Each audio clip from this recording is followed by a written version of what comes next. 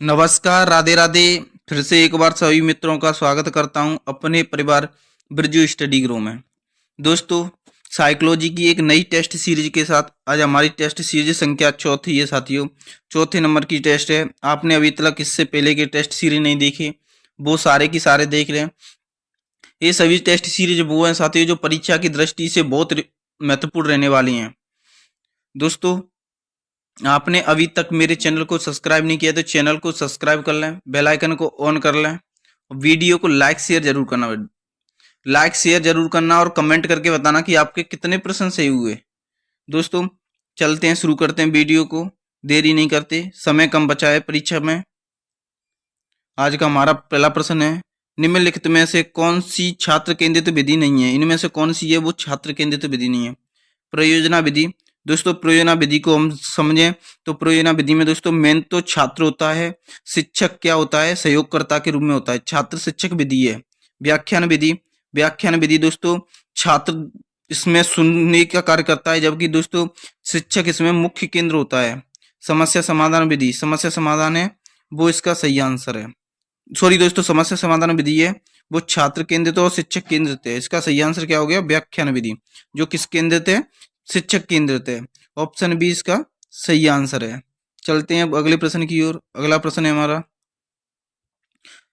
निम्नलिखित में से किसका अर्थ आकार बढ़ने से है? आकार बढ़ने से किसका अर्थ है?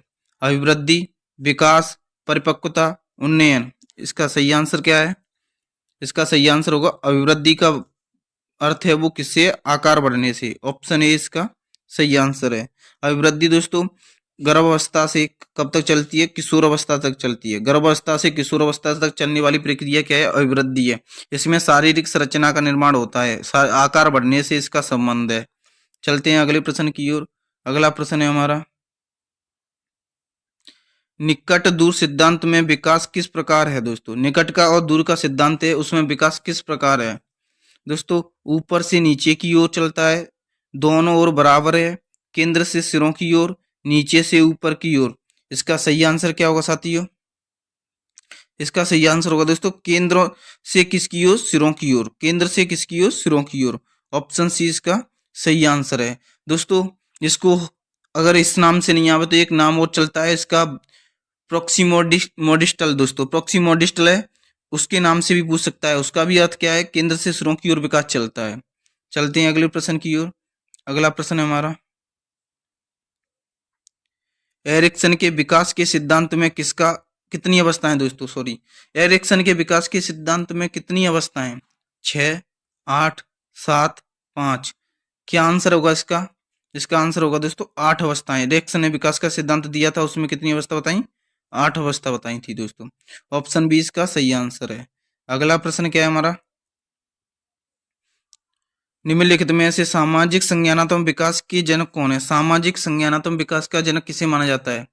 जीन पियाजे को, सिगमंड फ्राइड को हलबर्ग को, लेव वाइगोस्की को। किसको माना जाता है साथियों?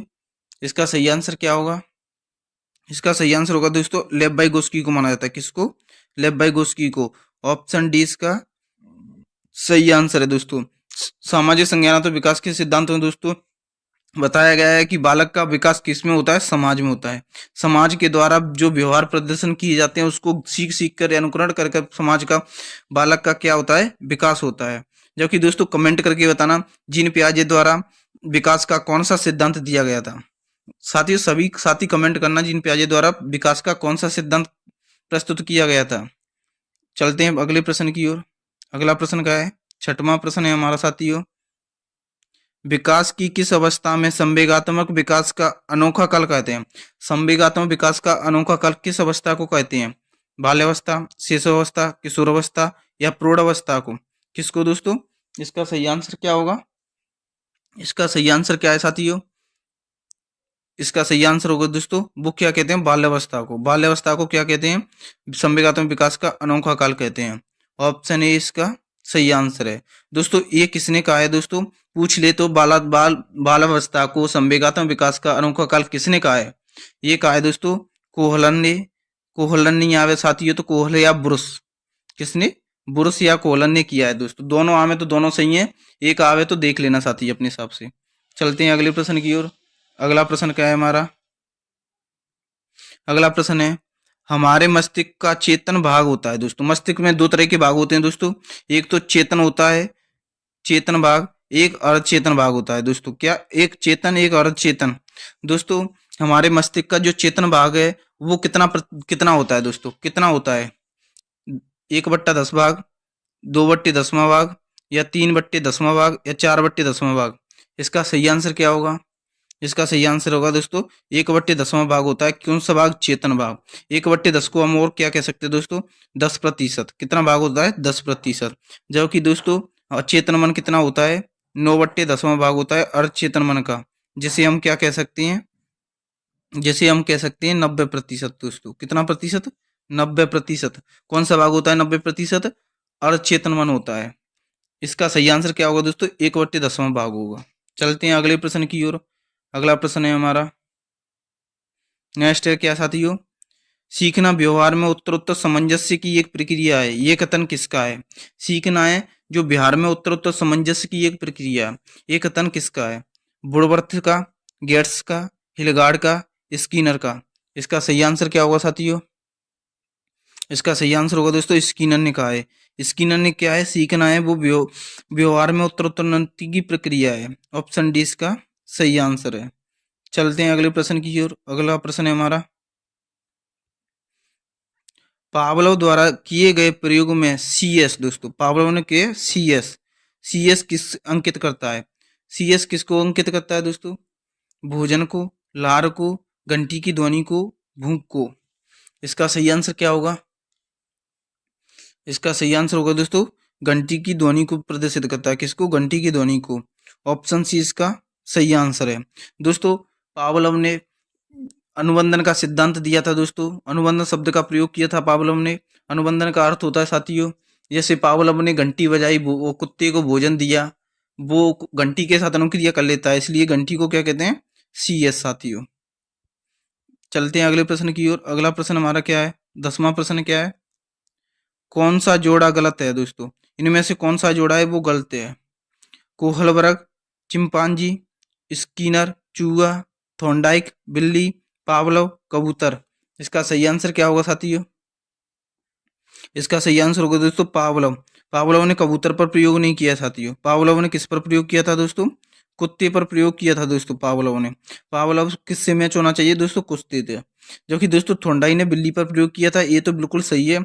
स्किनर ने चूहे पर प्रयोग किया था, ये भी सही है साथियों। और कोहलर ने किस पर किया था? सुल्तान नामक चिंपांजी पर प्रयोग किया था, ये भी सही है साथियों। चलते हैं अगले प्रश्न की ओर।